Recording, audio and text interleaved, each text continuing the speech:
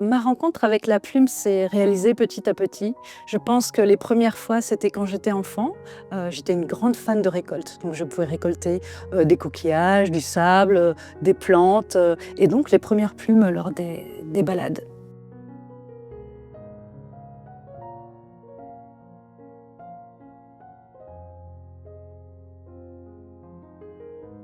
La deuxième rencontre avec la plume s'est déroulée aux États-Unis. Je suis allée voir ma grande sœur qui habite là-bas et j'ai trouvé des plumes de faisan Lady Amherst d'un vert profond, brillantes, et elles m'ont vraiment fascinée. Donc j'en ai ramené dans ma valise et elles ont dormi dans ma maison presque une vingtaine d'années avant que je fasse les premières créations avec.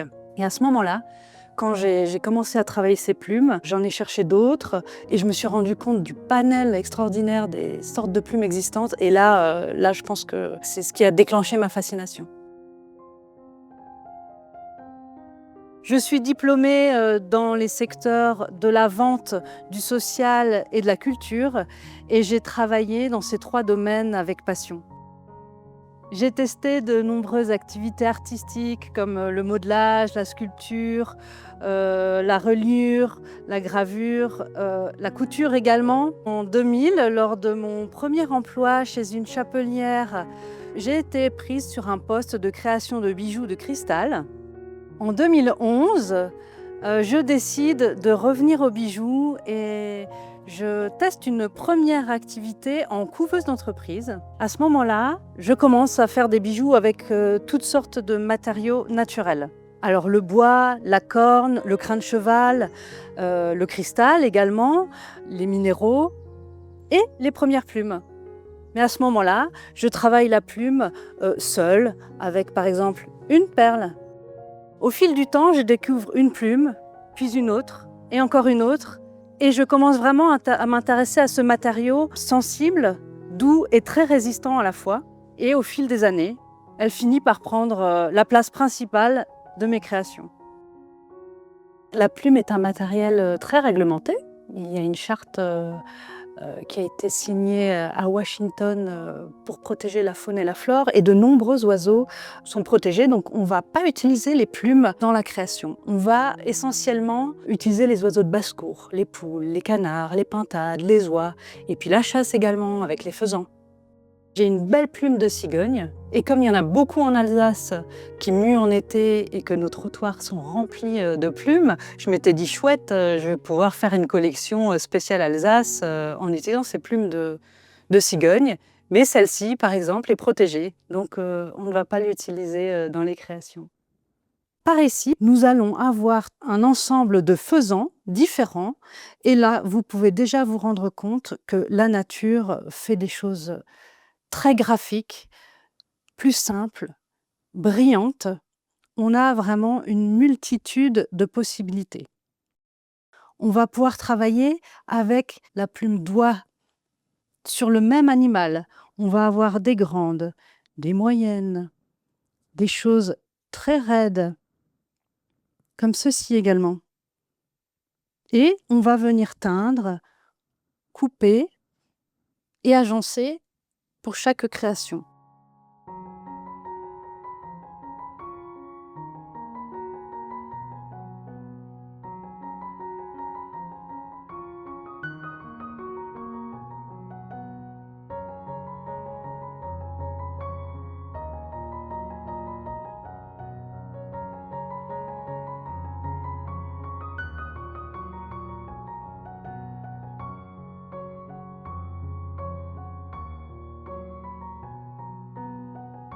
J'aime beaucoup parler de la plume de paon qui est si belle. Et en fait, le paon a vraiment un plumage très varié, qui va même jusqu'à des marrons, camels, même si effectivement, l'œil de paon est un bijou à lui seul. Là, on peut se dire qu'on voit déjà apparaître un costume, par exemple, quand on voit quelque chose comme ça, elles ont été cousues ensemble. Et la plume, en fait, elle est utilisée dans le milieu du spectacle, la haute couture, la décoration d'intérieur également. Et on se fournit auprès de sociétés spécialisées qui sont grossistes, en fait, fournisseurs de tous ces artistes.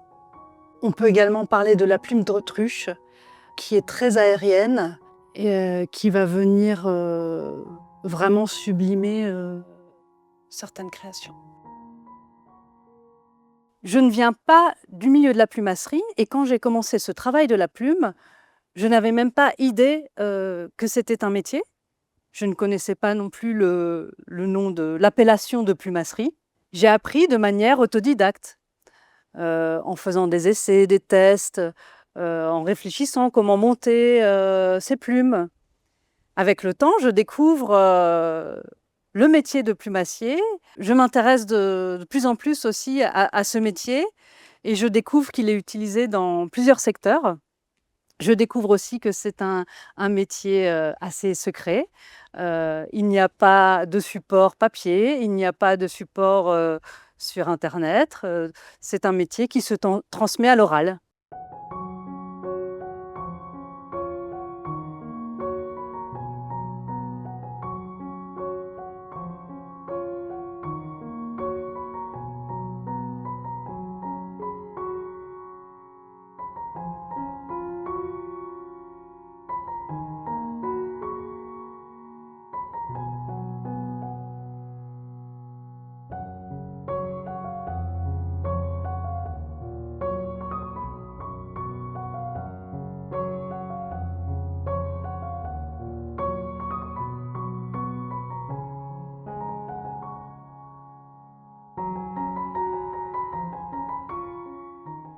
Alors la plume, on peut la découper, la couper, l'ébarber, lui enlever ses petites barbes.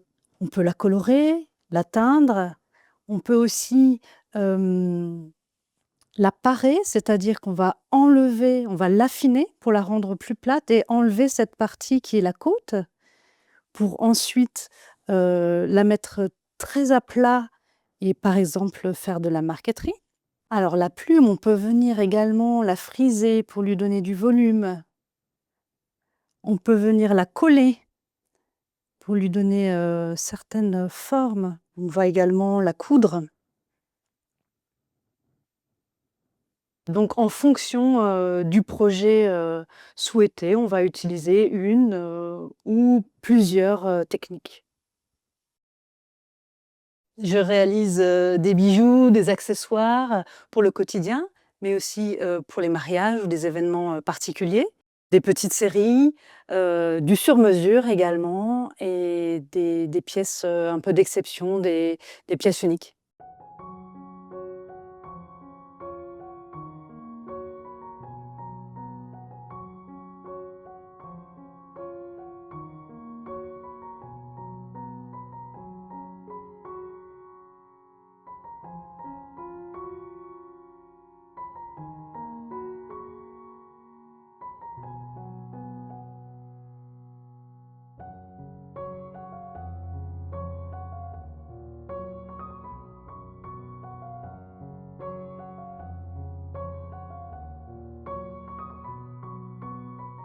Avoir les plumes entières et vraiment chercher la perfection, donc c'était un travail de tri. Puis avec le temps, j'ai aimé les découper, les agencer comme des petits tableaux. Et maintenant, toutes les créations sont réalisées intégralement dans mon atelier alsacien. Ma technique et ma manière de travailler évoluent avec le temps. J'arrive à un moment où j'aime partir vraiment de la plume blanche et faire le chemin de la coloration, de la peinture et du travail divers de découpe, d'affiner, pour vraiment qu'on se retrouve avec un objet où on ne voit presque plus la plume.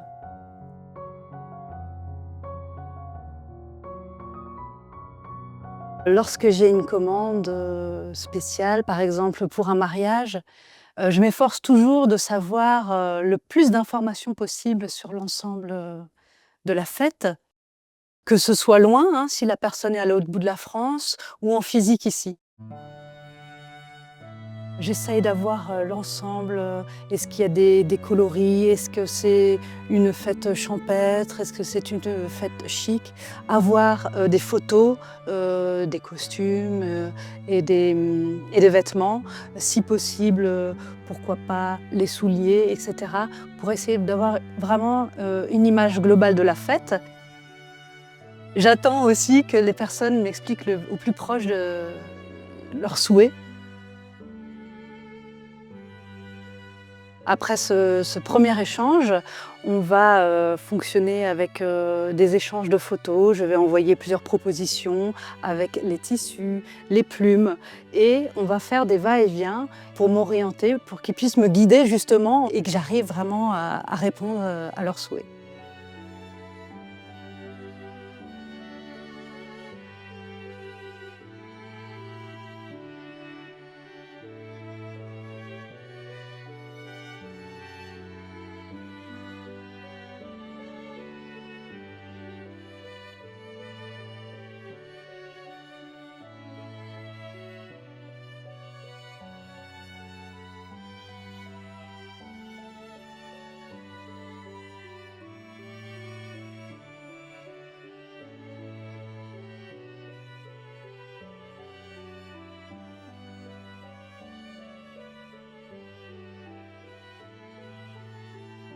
Chaque création est réalisée avec intention et j'y mets cette sensibilité que je souhaite, partager.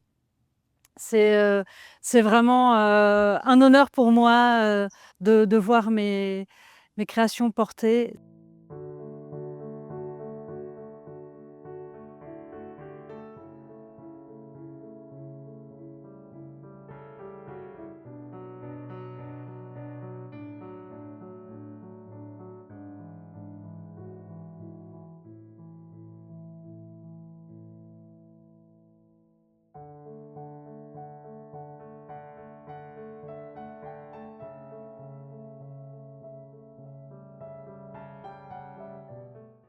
Alors on me demande souvent, si j'ai une plume, préférée et alors, très sincèrement, j'aime toutes les plumes et j'aime toutes les manières de les travailler.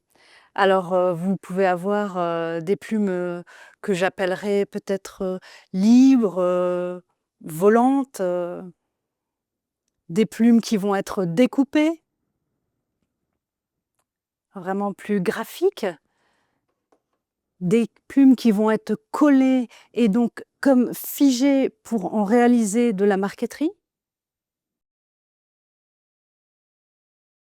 Je les aime toutes et ça va vraiment dépendre soit des périodes, les périodes que je vais préférer une chose ou l'autre, ou du projet que je vais réaliser. Je vais m'orienter vers quelque chose de très raide ou très souple.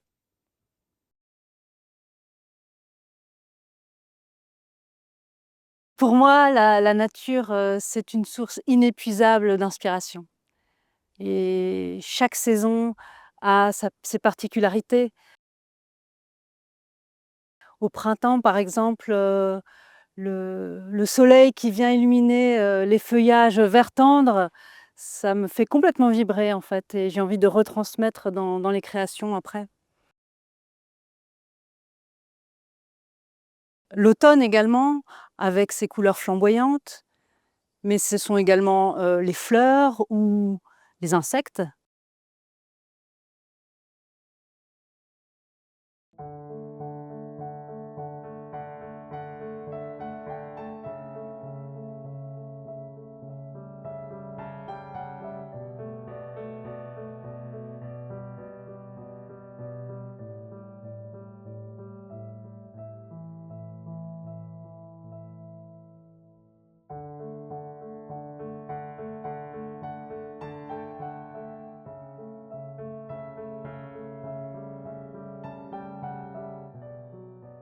Mon père a une place privilégiée. Il, bricole beaucoup, il confectionne des boîtes comme ceci.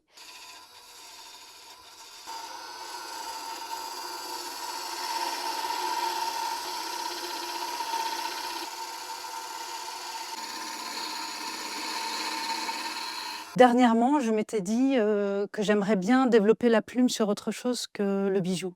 Et j'ai repensé à ces boîtes et je lui ai demandé de m'ouvrir le haut du couvercle afin d'y insérer une marqueterie de plumes.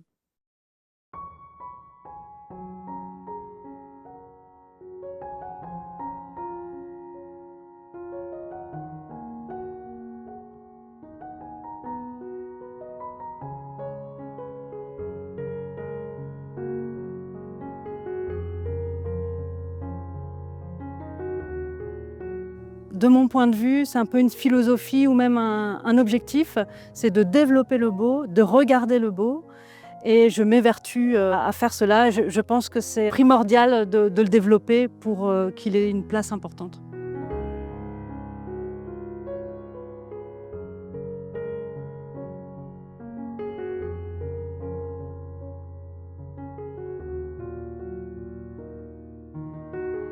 Avec un métier de création comme celui-ci, c'est que la place de la famille et de l'entourage, leur soutien est vraiment très important.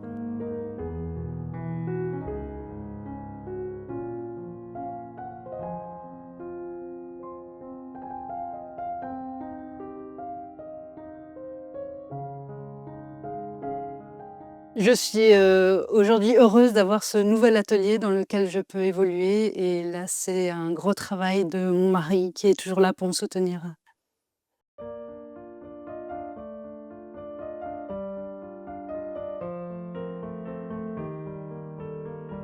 Je puise l'inspiration dans toutes les choses de la vie, toutes les choses qui m'entourent, que ce soit la nature, les bâtiments, même les personnes. C'est une manière également de transmettre concrètement cette sensibilité au beau et ces valeurs qui m'animent.